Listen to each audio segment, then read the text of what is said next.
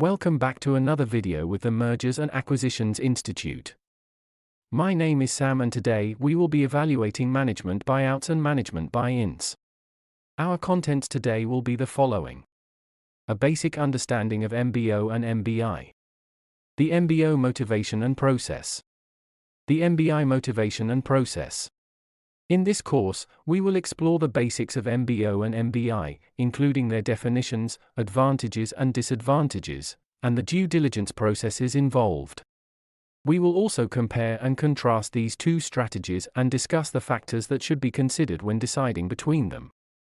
By the end of this course, you will clearly understand MBO and MBI, their importance in M&A, and be better equipped to make informed decisions when considering these strategies.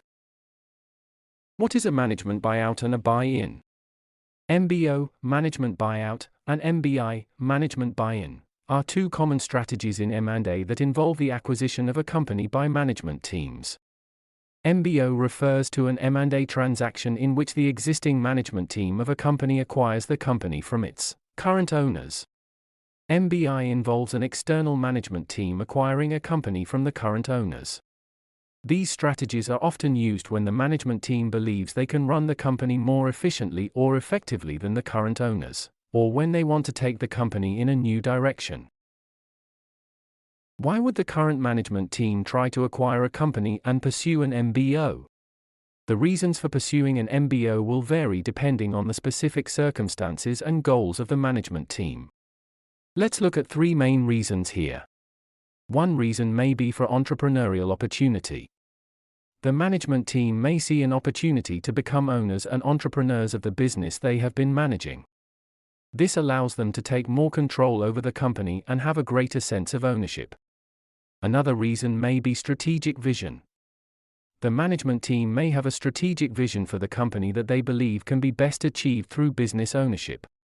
By owning the company, they have more control over its direction and can aggressively pursue their strategic goals. Lastly, a management team may want financial gain.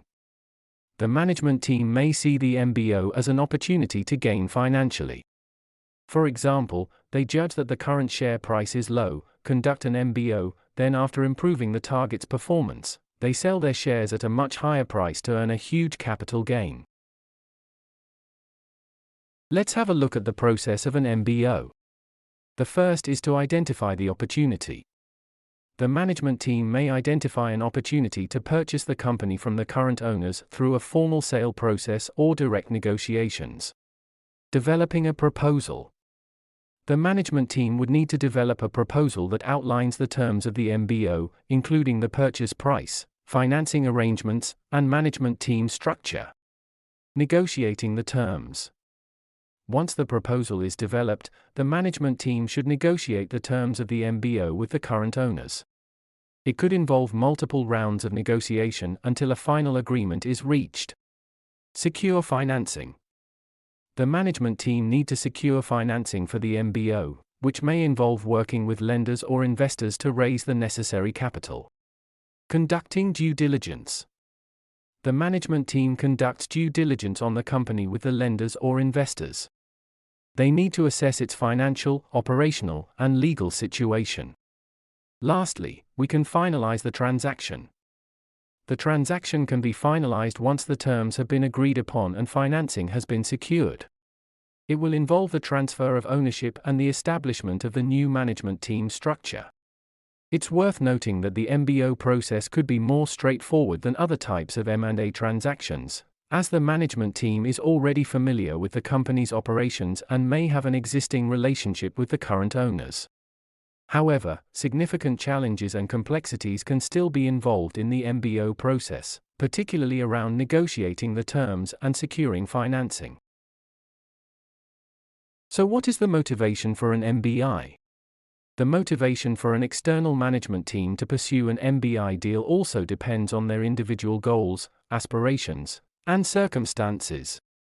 Here are several common reasons for that. Growth opportunity. The management team may see the company as a growth opportunity, either through expanding into new markets, increasing market share, or developing new products or services. Entrepreneurial opportunity. The management team may have an entrepreneurial mindset and see the MBI as an opportunity to start their own business without the risks of starting a new company from scratch. Synergy potential. The management team may see potential synergies between their skills and expertise and the company they seek to acquire, which could create value for both parties. Personal financial gain. The management team may be motivated by the potential for personal financial gain through an equity stake in the company or performance-based incentives. And lastly, career advancement. The management team may see the MBI as an opportunity to advance their career and take on new challenges and responsibilities. The practical MBI process is similar to the MBO process, but there are a few key differences. First, let's identify the differences in targeting companies.